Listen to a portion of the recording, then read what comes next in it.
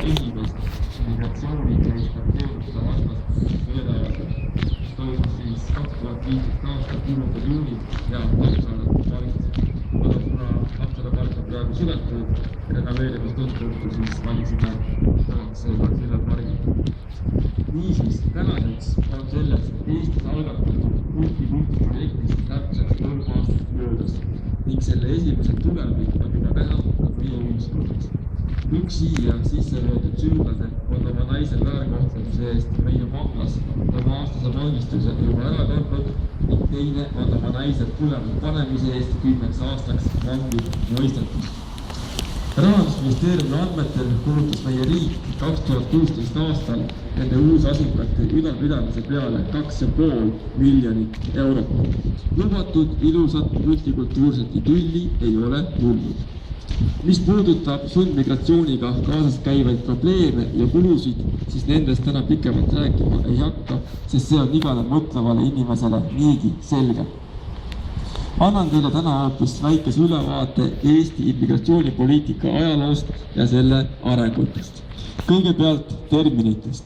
Pagulaspoliitika ja immigratsioonipoliitika on tegelikult erinevad asjad, kuid tänasel päeval on nad üksteisega juba nii läbi põimunud, et nende eristamine on väga raske ja kohati lausa võimatu. Samuti on terminid põgenik, pagulane ja migrant ja kodanik erinevad asjad, kuid ka need on tänaseks juba samastunud. Kodanik on tänaseks veel jäänud eraldi terminiks, kuid meie vasakpoolsel poliitilisel eliidil on samuti peagi plaanis ka see eelpool nimetatud terminitega ühte patta visata. Et ei oleks enam võimalik eristada, kes on kodanik, kes on sisserändaja, kes on pagulane. See siis ongi see uus multikultuurne maailm, mida plaanitakse teha. Küll aga tänaseks võib Eesti immigratsioonipoliitika jagada 4 erinevasse ajajärku.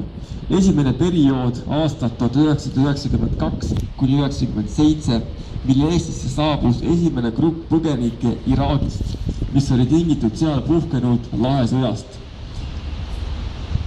1997. aastal siis ratifitseeriti Genfi konventsioonid, millega allutasime ennast ÜRO pagulasagentuurile ja sealt tulevatele nõuetele. Niisiis teine periood kätkeb endas aastat 1997 kuni 2004, kuni siis Euroopa Liitu astumiseni. Kolmas periood 2004 kuni 2015 algas siis Euroopa Liitu astumisega, mille Eesti hakkas lisaks Genfi konventsioonidele vaikselt üle võtma ka Euroopa Liidu õigusakte. Genfi konventsioone ja sellega kaasnevat pagulaste seadust täiendati korduvalt ning harmoniseeriti Euroopa Liidu õigusega. Näiteks 2005 aastal võeti vastu välismaalastele rahvusvahelise kaitse andmise seadus.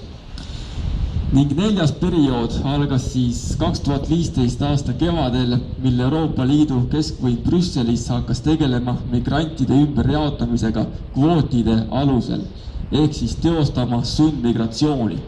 Selle perioodi algus on sisuliselt ka Eesti pagulas- ja immigratsioonipoliitika lõpp, sest Eesti ei ole selles küsimuses enam suveräänne. Kuni aastani 2015 oli migrandi riiki laskmine või mitte laskmine, arreteerimine, väljasaatmine, asüüli andmine või vangi panemine Eesti Vabariigi ametivõimude suveräänne otsus, siis nüüd enam mitte. Teine põhjus, miks me pagulaspoliitikast enam rääkida ei saa, on asjaolu, et Brüsselist siia sundkorras saadetud inimeste tausta pole keegi kontrollinud ja seda ei saagi kontrollida. Seega puudub meil igasugune info selles osas, kas ta on pagulane, põgelik, majandusmigrant, terrorist või kurjategija. Nüüdsest saame rääkida ainult sundmigratsioonipoliitikast, mida ei saa aga aktsepteerida ükski endast lugupidav riik. Varasemalt, muideks, oli Eesti immigratsioonipoliitika täiesti kontrolli all. Aastatel 1997 kuni 2014 anti asüüli ainult 97 inimesele. Kuid peale seda ei pea keegi enam asüüli küsimagi, vaid nad kupatatakse kohale käsukorras. Euroopalike väärtuste egiidi all, mida saadab massiivne ja demagoogias kubisev erinevus rikastab propaganda. See on meie valitsuse poolt hääletu alistumine, mis toob endaga kaasa pöördumatuid tagajärgi, mida näeme ju igal pool Lääne-Euroopas. Valede hulk selle erinevusrikastab propaganda tarbeks on jõudnud juba Nõukogude Liiduga samale tasemele.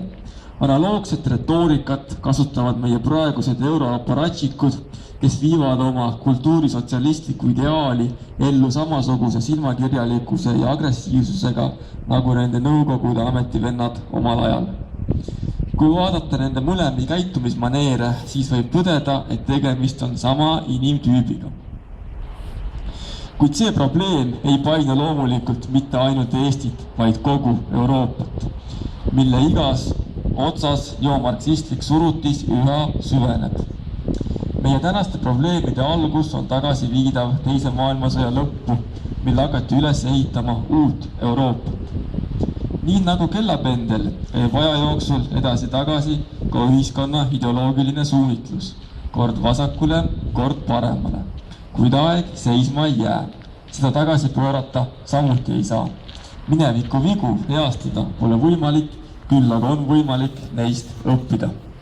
Peale teist maailmasõda Lääne-Euroopas võimule saanud poliitikud otsustasid edaspidi käia tsiviliseeritud teed ning loobuda natsionalismist, mis eelneva ajaloo jooksul palju pahandust tekitanud oli.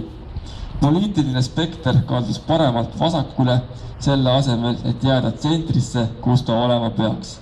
Mis on sulle tulemid täna, enam eirata võimalik ei ole, mis ongi saanud meie koos viibimise põhjuseks. Kuigi tänane multikultuurne pilt igal pool Lääne-Euroopas on täpselt samasugune, on selle tekke põhjused siiski erinevad. Kui me võtame 3 Euroopa juhtriiki, Inglismaa, Saksamaa ja Prantsusmaa, siis sisserände läte oli neil erinev, mis suubub kõik täna aga samasse multikultuursesse merre. Inglismaa islamiseerumine sai alguse nende leiboristide valitsuse 1948. aasta otsusest, millega otsustati anda vabadus kõikidele kolooniatele ning sisserände õigus Inglismaale kõikidele selle asukatele. Saksamaa valitsus pole sellist otsust kunagi vastu võtnud. Nemad avasid oma piirid türklastele 1960. ja seda puht ratsionaalsest vajadusest lähtuvalt, milleks osaliselt võis ka tööjõuvajadus olla, kuid pragmaatilisem põhjus oli hoida Türgit Euroopa mõjusfääris ja NATO liikmena, et hoida ära tema kaldumine Venemaa mõjusfääri. 2 riigi vahel sõlmitud lepingu alusel oleksid gastarbeiterid koheselt ka lahkuma pidanud, kuid ei teinud seda. Ning Prantsusmaa islamiseerumine sai alguse hoopiski kummalisest põhjusest, võitlusest sakste vastu. Nimelt otsustas lahke Prantsuse valitsus 1926. aastal ehitada Pariisi mošee, tänutäheks moslemite väeosadele, kes neil esimese maailmasõja päevi sakslaste vastu sõdida aitasid. Kui külalised kohale jõudsid, hakkas meie vasakeliit üle Euroopa koheselt rahvale rõõmusõnumit levitama, mille kohaselt erinevus rikastab ning uusasukad toovad meile nii kultuurseid väärtusi kui majanduskasvu.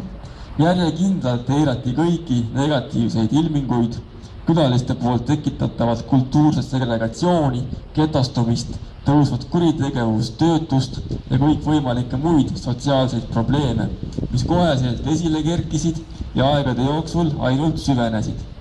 Inglismaale saabunud vaestest rõhututest said kohaliku ühiskonna rõhujad. Saksamaale saabunud töölistest said töötud ning Prantsusmaale saabunud kaasvõitlejatest said vastuvõitlejad. Nagu said marksistidest neomarksistid, kes suutsid uusasukatest teha omale poliitilise instrumendi, õhutamaks klassivõitlust, mille käigus afišeerida ennast heategijatena. Seda on saatnud massiivne valedel põhinev propaganda, mis on tänaseks küsimärgi alla seadnud Euroopa kui kultuurse tsivilisatsiooni tulevikku. Kuni 2015. aastani oli Eesti sellest veel puutumata. Kuid koheselt, kui Brüssel sama aasta kevadel sundkvootide alusel migrantide ümberjagamist alustas, jooksis meie vasakpopulistlik selgrootu valitsus vastava ajutluse programmiga kaasa, lüües sellega veel ühe lõhe meie ühiskonda. kui aasta 2015 oli morn meile, siis just samal ajal hakkas taevas Euroopa kohal selginema, mille esimeseks valguskiireks oli Prantsusmaa konservatiivse ühenduse Front Nationali kohalike omavalitsuste valimiste võit esimeses voorus. Tõsi küll, teises voorus panid sotsialistid oma seljad otsustavalt kokku ning saavutasid järjekordse võidu, kuid seda korda juba üle noatera. Aastakümneid kestnud neomarksistide kindel võim Euroopas ei olnud enam nii kindel. Tõsise hoobi eurokommunistidele pani peagi toimunud Brexiti hääletuse yes, millele järgnes Donald Trumpi presidendiks saamine Ühendriikides. Vaevu olid kommud sellest toibuda jõudnud, kui nende neomarksismi staapi Saksamaal tungisid sisse alternatiivsed jõud AfD näol, kes ei häbenegi enam oma saksa päritolu. Juba järgmisel kuul 2017 aasta oktoobris toimunud parlamendivalimistel Austrias võitis kohalik rahvapartei, kellele sekundeeris Vabaduspartei, mis moodustasid koos konservatiivse valitsuse. Vaid 2 aasta jooksul oli läänemaailmas toimunud poliitiline nihe, mis jätkub pealtpööritava kiirusega. Äsja toimunud valimistel Ungaris võttis Orban 49% häältest, millele lisandus 20%-ga samuti konservatiivset ilmavaadet propageeriv Jobbik. Ligi 70% valijatest andis oma hääle paremale Ungarile. Nüüd on seal juba plaanis hakata kriminaliseerima immigratsioonile kaasa aitamist. Enam ei ole kahtlustki, et oleme muutuste lainel. Võime hakata rääkima Euroopa kevadest, kus mullapinnast võrsuvad taaskord rahvuslikud taimed, mida punased saapad enam alla tallata ei suuda. Enam ei ole häbi tunda uhkust oma päritolu üle ning kuuluda kultuurrahvaste perre. Järgmine samm parema Euroopa loomiseks saab olema EKRE valimiste võit. Teeme Eesti vägevaks. Aitäh teile. Aga nüüd